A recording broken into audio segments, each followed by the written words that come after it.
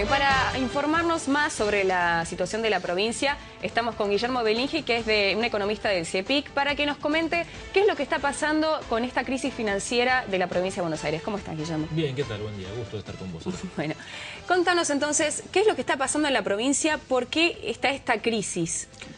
Bueno, la verdad es que la crisis es obviamente un conjunto de cosas que se han dado. Una de ellas es que hace rato que la provincia, hace rato me refiero a hace varios años, que la provincia viene arrastrando un déficit crónico en su funcionamiento, y ese déficit crónico ha sido usualmente satisfecho o ha sido pagado con distintas alternativas de financiamiento que principalmente han estado un poco en manos de tomar deuda en los mercados y otro poco de tomar deuda con la nación. Y esa situación ha encontrado ahora un punto bastante crítico, porque la nación, que habitualmente era la ayuda más grande en términos financieros, también tiene otras necesidades que atender. La situación externa es bastante complicada, la situación mundial es bastante complicada. Han derivado desde la nación, evidentemente, recursos a tratar de reimpulsar la actividad económica y evitar que caigamos en recesión. Y eso ha generado que la disponibilidad de fondos para la provincia se haya reducido.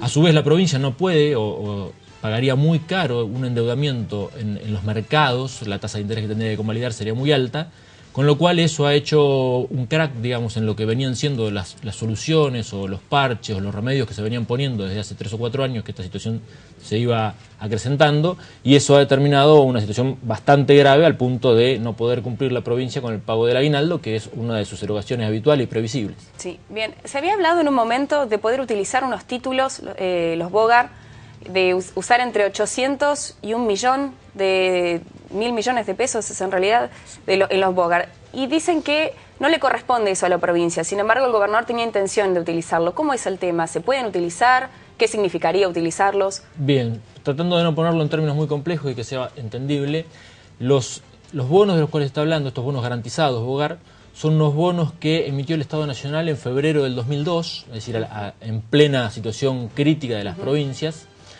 y vencen en 2018. Estos bonos, como la provincia había tomado deuda con el Banco de la Provincia de Buenos Aires, la Nación los emitió y colocó en parte, además de otras colocaciones a otras provincias, le colocó esos bonos al Banco de la Provincia de Buenos Aires. Es decir, que el portador, el que tiene los bonos, el activo de los bonos, lo tiene el Banco de la Provincia de Buenos Aires. Tiene en total a valor de mercado por unos 6.000 millones de pesos. A valor de mercado, siempre que no salga a ser una venta brusca y total, porque seguramente que el valor de mercado va a cambiar. Pero tiene unos 6.000 millones de pesos a valor de mercado según el último balance del banco.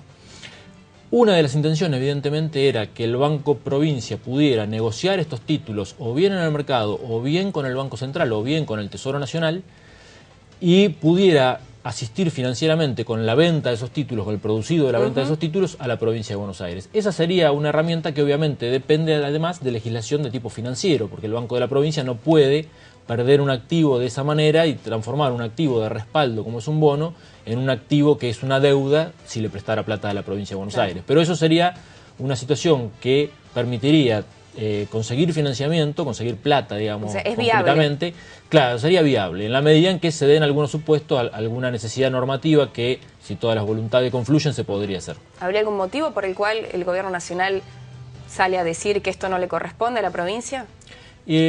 Uno podría pensar que no se quiere debilitar la posición de los activos o de los indicadores de solvencia del Banco de la Provincia. Eso podría ser una de las cuestiones que podría esgrimir el Banco Central para limitar la cantidad de títulos que el Banco Provincia podría vender o que podría perder, porque además el valor, insisto, digamos, el valor de venta de esos títulos, en la medida en que haya un actor importante, un tenedor muy importante que salga a vender mucha cantidad, puede alterar el precio de mercado y puede generar alguna especulación con el precio de mercado de esos bonos. ¿La ley de emergencia es necesaria? A ver, la ley de emergencia dependería del contenido fundamentalmente si va a ser necesaria.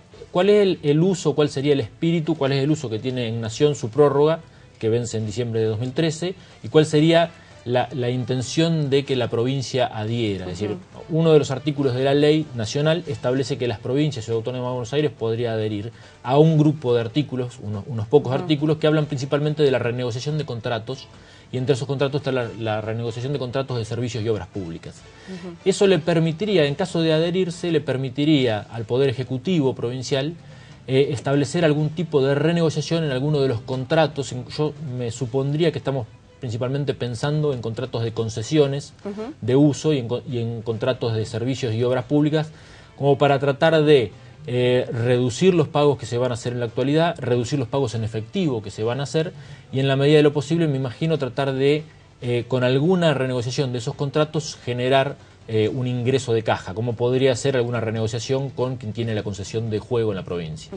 Desde tu punto de vista como economista, ¿esto es una alternativa única o hay alguna otra alternativa sin poner en emergencia a la provincia de poder afrontar el aguinaldo o de poder en un futuro también seguir afrontando las obligaciones? Porque no es solo un aguinaldo. No, claro, exactamente. Como vos bien decís, el aguinaldo es una representación clara de una situación que tiene que ver ya con los gastos habituales y permanentes. Digamos, esto sería como que en una casa uno se financie ya para comer, digamos, ¿no? Es decir, para ponerlo en términos todavía más claros.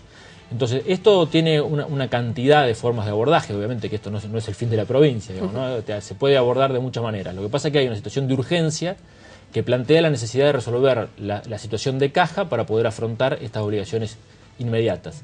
Y después lo que va a tener que haber, evidentemente, de la misma manera que asistimos a principios de... Sí, a principios de año o hace 2 o 3 meses asistimos a la situación del inmobiliario rural y su acrecentamiento, digamos, como impuesto, le va a requerir a la provincia algún tipo de análisis tributario de cómo puede mejorar su recaudación para que esta situación crítica no se eternice en el tiempo. La verdad es que desde el año 2009, que desde el Centro de Estudios de la Facultad de Periodismo nosotros venimos alertando sobre que en algún momento la provincia no va a poder hacer frente a los gastos habituales y normales y permanentes de funcionamiento, y esto es una situación que ahora quedó claramente demostrada. Sí. Hay algunas alternativas de financiamiento para lo inmediato, digamos, la vía del endeudamiento es poco probable, pero va a haber que generar recursos de alguna forma inmediata con alguna situación de impuesto o tributación de emergencia, y va a haber que hacer alguna redefinición del sistema tributario y de parte de los gastos para que la provincia pueda resolverlo de fondo. Tengo una última pregunta así chiquita para ir terminando. Con respecto a esto del endeudamiento, es la provincia que menos coparticipación recibe en teoría por lo que aporta. ¿Esto es así y debería cambiar? ¿Es algo que el gobierno nacional puede llegar a cambiar o no? Bueno, es un punto de lo más interesante, porque cuando se habla de la relación nación-provincia o nación-provincias, sale el tema de la coparticipación y de los puntos que se le adeudan o que se le debe o que la provincia no se lleva en relación a lo que aporta. La provincia se lleva en relación a lo que está acordado en una ley que es del año 1988 y que entró en vigencia en el año 1988 y que se acordó de esa manera previamente. ¿Habría que tener una nueva ley de coparticipación? Sí. ¿La provincia de Buenos Aires aporta más de lo que recibe como coparticipación? Sí, pero esa es una situación que legalmente fue establecida de esa manera y la provincia la aceptó de esa manera porque había otras fuentes, digamos, otros paliativos y porque había una necesidad política de apoyar el gobierno de Alfonsín en ese momento. Evidentemente se requiere de una nueva discusión, pero esto no es una discusión sencilla. Lo que se podría empezar a plantear, ya que no es una discusión sencilla, es una solución de largo plazo, es decir, empezar a discutir una ley de coparticipación que va a estar vigente dentro de algunos años, no asustar a ninguna provincia, a ningún mandatario provincial con que esto va a ser inmediato, y empezar a trabajar sobre los sobreingresos que se generen, es decir, garantizar que la base de coparticipación en términos absolutos va a ser lo que hoy se está percibiendo y sobre los mayores niveles de coparticipación una redistribución de esos fondos. Digo como para poder obtener alguna solución, por ejemplo, el fondo del conurbano, del que tanto se habla, que quedó congelado para la provincia de Buenos Aires y que permitiría resolver su situación de déficit si no estuviera congelado, bueno, una de las situaciones a plantear con el grupo reducido de provincias que perciben ese fondo sería que sobre los incrementos que se den en la recaudación a partir de ahora se redistribuye de un modo distinto. Y eso sería menos conflictivo seguramente que hablar de toda una nueva ley de coparticipación. Bueno, te agradezco muchísimo que nos hayas acompañado, nos ha sido muy útil esta ilustración de cómo está la provincia y cómo podemos, digamos, entender este nuevo mapa que se nos presenta ante este devolvimiento de aguinaldos, de qué va a pasar a futuro. Así que bueno, muchísimas gracias por habernos acompañado. Bueno, muchas gracias, un gusto.